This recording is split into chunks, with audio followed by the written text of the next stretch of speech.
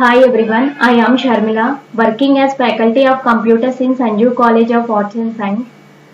Welcome to the online classes. Today I am going to deliver a lecture on Circular Queue, Unit 2, Section 5. First of all, what is circular queue? A circular queue is a linear data structure. Linear data structure means the data elements are organized in some sequence is called linear data structure. Next, it follows first in first out principle. First in first out means the elements which was inserted first into the queue will be the first one to remove. Next, join front and rear end of a queue from a circle. That means there are 2 points, one is front end, another one is rear end. Front means starting point, rear means ending point. These 2 points are connected into the circular queue. Okay. Next, maximum representations is maximum size of a queue. Initial value of front equal to rear equal to -1. That means starting point. Next, insertion operation is called NQ operation and deletion operation is called DQ operation. That means adding an element into the queue using NQ operation and delete the element into the queue using DQ operation. The circular queue can also be implemented in 2 ways, using arrays and using linked lists. Next, circular queue representation. If you look at this diagram, this is the circular queue representation. Circle means rounded. This circular queue is used to store the data. The first point is front and rear point is backside, that is last point. In this queue there are no data elements, so front and rear are same point. 0, 1, 2, 3, 4 are the indexes. Okay. Next, operations on circular queue. Front, rear, NQ, DQ. Front means it is used to get the front element from the queue. Front means starting point. Next, rear, ending point. It is used to get the rear element from the queue. Next, NQ operation. This function is used to insert the new value in the queue. The new element is always inserted from the rear end. Next, DQ function. This function deletes an element from the queue. The deletion in a queue always takes place from the front end. These are the operations on circular queue. Next, circular queue implementation. First, NQ operation. Steps of NQ operation. First, we will check whether the queue is full or not. Initially, the front and rear are set to -1. When we insert the first element in a queue, front and rear both are set to 0. When we insert a new element, the rear gets increment, that is rear equal to rear plus 1. That means first check if the queue are full or not. If the queue is full, then it is overflow condition. If the queue is not full, after inserting the elements and rear equal to -1 in starting position, after inserting the element, rear is incremented by +1. Okay. First, insertion operation. If you look at this diagram, this is the circular queue diagram. First, insertion operation is used to insert the element 10. So 10 is inserted. After inserting the 10, the front point is 10 and the rear point is 10. Front means starting element, rear means ending element. In this diagram, only one element is inserted. So 10 is the front element and 10 is the last element. Okay. Next, inserted 20. So in this circular queue, 20 is inserted. After inserting 20, the starting element is 10 and ending element is 20. That means 10 is the front element and 20 is the rear element. Okay. Next, I am inserting the item 30. After inserting the 30, the front element is 10 and the rear element is 30. Okay. Next, inserting the item 40 in the circular queue. So 10 is the front element and 40 is the rear element. That is 10 is the first element and 40 is the last element. Okay. Next, I am inserting the item 50. 50 is inserted into the circular queue. So 10 is the front element and 50 is the rear element. So queue is full. In this circular queue, size is 5. Only 5 elements are inserted. So queue is full. That is overflow condition. Okay. If the queue is full, that is overflow condition. So NQ operation is successfully done. Next, DQ operation. DQ means delete the element into the queue. Steps of DQ operation are: first we check whether the queue is empty or not. If the queue is empty, we can perform the DQ operation. When the element is deleted, the value of front gets decrement by 1. If there is only one element left which is to be deleted, then the front and rear are reset to -1. That means first check if the queue is empty or not. If the queue is empty, then it is underflow condition. If the queue is not empty, then we will perform the DQ operations and delete the elements. Okay. If you look at this diagram, this is the circular queue diagram. This is 10, 20, 30, 40, 50 are the data, and the front element is 10, rear element is 50.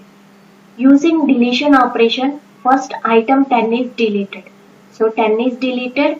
After 10 is deleted, the front element is 20 because there is no 10. So 20 is the first element and rear is the 50. Last element is rear. Okay. Next delete the item 20.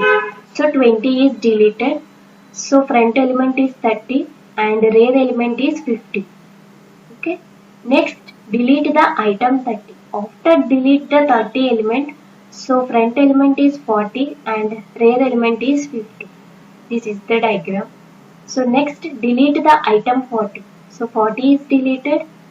50 is rear and front element because only one element is here. If you look at this diagram, 50 only one element 50. So front and rear element are 50. Okay. Next delete the item 50. So 50 is deleted. After the queue is, if you look at this diagram, there is no elements. So front and rear positions are first position. Okay. The address is initial 0. Okay. The queue is empty. So circular queue is empty. That is underflow condition. Okay. Next, applications of circular queue are memory management, CPU scheduling, traffic system. These are the applications of circular queue. First, memory management. The circular queue provides memory management.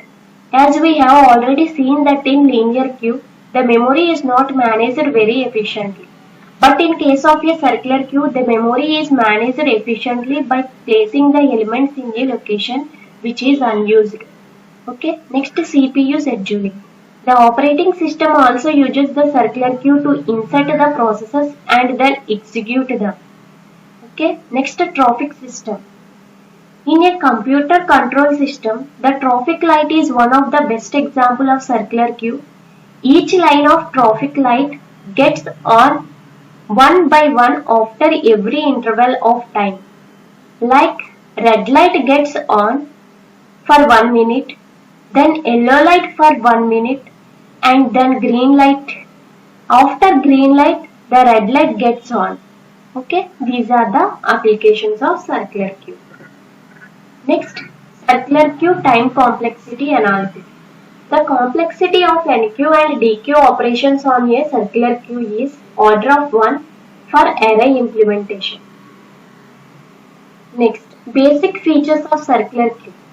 In case of a circular queue, head pointer will always point to the front of the queue and tail pointer will always point to the end of the queue. The next point is, initially the head and the tail pointer will be pointing to the same location. This would mean that the queue is empty. Okay. Next, new data is always added to the location pointing by the tail pointer, and once the data is added, tail pointer is incremented to point to the next available location. Another very important point is keeping the value of the tail and the head pointer within the maximum queue size.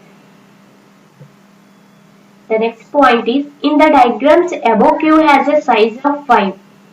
That means 0 to 4. That is, size is 5. Hence, the value of tail and head pointer will always be between 0 to 4. Diagram. This is the circular Q diagram.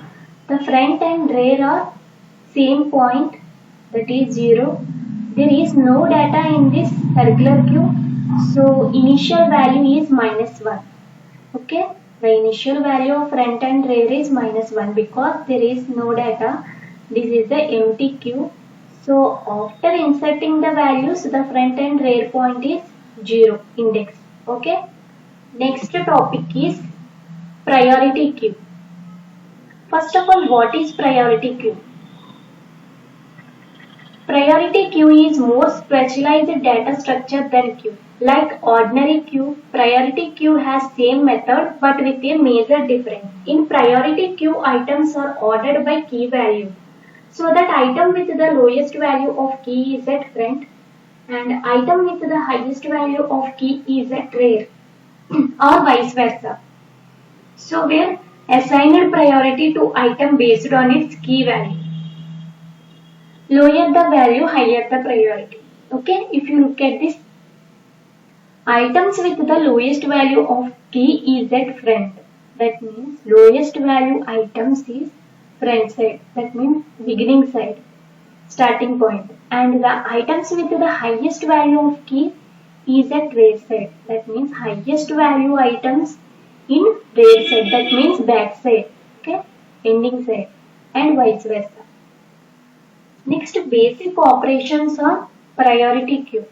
Insert or NQ. Insert means adding an element. Using NQ operation, add an item to the rear of the queue. In priority queue, items added in rear side. Rear means back side. Okay. Next, removing an items into the front side. Remove or DQ operation is used for remove an item from the front of the queue. That means items removed in front side, items added in rear side. Okay. In priority queue. Next, priority queue representation. If you look at this diagram, this is the priority queue data structure. So, items are inserted in this queue. So, items will be inserted or removed. Okay. This is the priority queue representation. So, inserted in, items inserted in, if you look at this rear side, that means this is the rear part, and items removed in front side, this is the front part, this is the beginning part, this is the rear part. Okay, this is the priority queue representation. Next, operations. There is few more operations supported by queue which are following. First, peek. Get the element at front of the queue. Front side element of the queue is peek. Okay. Next is full. Check queue is full. First check if the queue is full or not. If the queue is full, then it is overflow condition. If the queue is not full, after inserting an elements into the queue, that is the full operation. Next is empty. Check if the queue is empty or not. If the queue is empty, then it is an underflow condition. If the queue is not empty, after deleting the elements. Okay. If the queue is not empty, after deleting the elements into the queue by using empty operation. Okay. Next, insert or NQ operation. Insert or NQ means adding an element into the queue. Whenever an element is inserted into queue, priority queue inserts the item according to its order. Here we assuming that data with high value has low priority. Okay. If you look at this diagram, insert means adding an element. In priority queue, adds the element into the rear side, that means back side. Items adding in back side, 3 is the front point, that is beginning point. In this priority queue, first priority is 3 because 3 is inserted in first, so first priority in 3. Okay. After inserting the element 15, the queue is here. If you look at this diagram, this is the priority queue data structure. 3, 5, 9, 1, 12, 15 are the data after inserting the element. Okay. This is the insertion operation. Insertion operation is used to insert the elements using NQ operation. NQ operation is used to insert an element into the queue. Okay. Next, remove or dequeue operations. Remove means delete an element into the queue. Delete the element into the queue using dequeue operation. Okay. Whenever an element is to be removed from queue get the element using item count. Once element is removed, item count is reduced by 1. Okay. If you look at this diagram, the rear point is 15 and front point is 3. In deletion operation performs front side. Adding operation performs rear side. Deletion operation performs front side. First priority is 3. So 3 is deleted. Okay. In front side. After deleting 3, the data structure is here. The priority queue data structure is here. If you look at this, 5, 9, 1, 12, 15 are the remaining elements. Okay, this is the dequeue operation. Dequeue operation is used in delete the elements into the queue. In front side, front means starting point. Okay, next. How priority queue differ from a queue? In a queue, the first in first out rule is implemented, whereas in a priority queue, the values are removed on the basis of priority. The element with the highest priority is removed first. Okay. Priority queue can be implemented using an arrays and linked list. Okay. This is the priority queue differ from a queue. Next. Applications of priority queue. First one, priority queues are used to sort heaps. Sort means order, smallest to biggest. Okay. Priority queue are used in operating system for loading, balancing and interrupt handling. Priority queues also used in operating systems. Next, in traffic light, this is the most important point. In traffic light, depending upon the traffic, the colors will be given priority.